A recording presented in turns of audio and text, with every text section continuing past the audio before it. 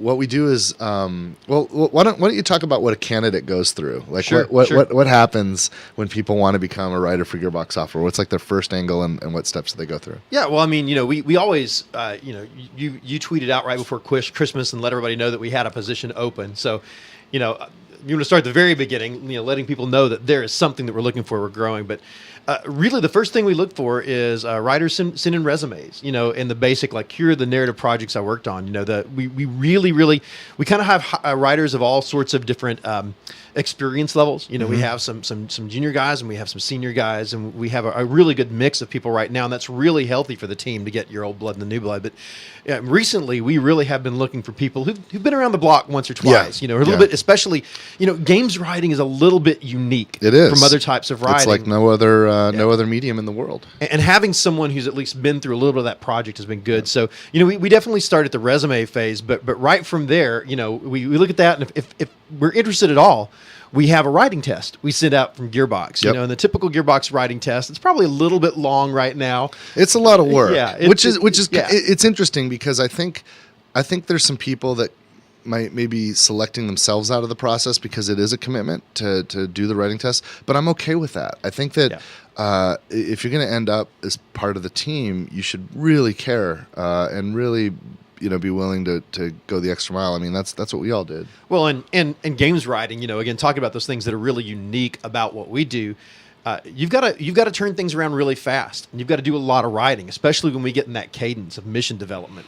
I mean, an idea can spout up, in a morning, and by that afternoon, we will need a script and be recording, temp VO in the studio the next day. It really is good for development to be able to move at that. So having a test that lists those muscles is pretty good. So we get these writers' tests in, and we review them, and we review them independently, and we also review them as a team. We talk about what we thought about them as a team, and it's really important, we think, to disambiguate the resume and the name and the experience that a candidate has from our evaluation of the writing sample. Right. So you found a way to obfuscate that. One of the practices we did, even back, this goes back to like, when we were hiring for Battleborn writers, like years ago, right after Borderlands 2. And we were getting a bunch of resumes in, and that was the problem because we're so connected, people in our studio, sometimes, and so many of our submissions comes from people that we know or we like or we've worked with before and all of that. So, but we want to give them a fair shake. So what we do is we do a blind test, and we take the writing sample that's come in and we strip any identifying marks, the names or personal remarks, anything from the test themselves, and then we always assign them code names. So the last round when we did Battleborn, it was all superheroes. So I think we actually ended up hiring Spider-Man. If you want a little bit of Gearbox trivia there. This time around, that was Aaron. That was Aaron Lindy became codenamed Spider-Man during the recruitment process, and we didn't know Spider-Man was Aaron, and Aaron didn't know he was Spider-Man. That's how it went. That was great. But this time around, I think one of the things that you and I share deeply in common is our love for Star Wars. Stupid, ridiculous, nerdy love and for Star Wars. There was a movie that came out just a month or so ago, in our favorite Star Wars genre. You think that if they were to make a Star Wars movie, they would have told people about it. Like I just came out of the blue. I had no idea. There was no marketing at all. Right.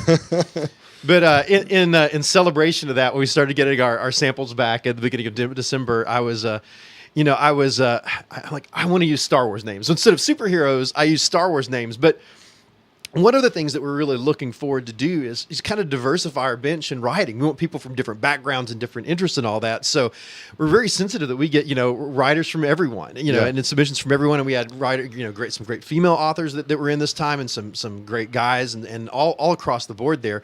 But you have to be really careful because, you don't want to use, just female names for females or male. I don't want to establish a pattern. So the first round of Star Wars names was all like obscure, like extended universe or non-movie female Star Wars names. So we got to read Ahsoka Tano and Asajj Ventress and Jyn Erso and I think I was gonna use Rey Skywalker for a while. It was before the movie came out, but considered that was a little presumptuous, so I backed off on that and went with another name. So we did have a successful candidate from that round. Do you remember what alias was attached to that candidate? Oh, he may have been Harris Syndulla. Okay. Okay. Yeah, from Rebels, one of the great Twilight characters from Rebels. And incidentally, if anyone happens to be listening that is still in the running, we do want to grow our bench. Like we did find one successful candidate so far, but we're still going. So if you think you've got it, now one of the other things that we've talked about recently is the possibility that we might be ruling people out at the resume phase. That maybe we shouldn't. It's a great filter, but what would happen if we inverted it? What would happen if we had some writing samples that made it through first, and we took our favorite writing samples and then looked at resumes and then considered background, and we're considering that as a path. Now we haven't figured out how to do that yet, but that'll be an interesting thought. We've talked about like a light pretest. I mean, I think for a lot of us, the thing that's really telling.